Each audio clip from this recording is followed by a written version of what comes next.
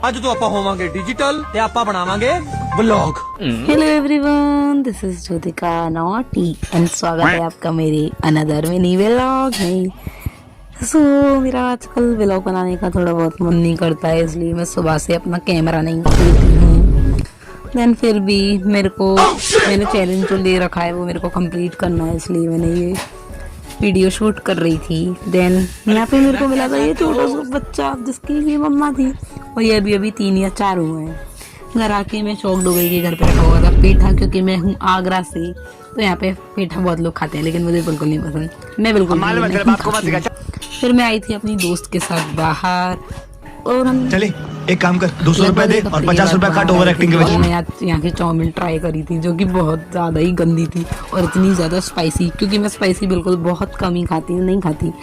Then हम गए थे थोड़े काम से हीरा मार्केट, तो मिली थी हमें हर्षिता। मिलते हैं नेक्स्ट व्लॉग में। Bye bye everyone.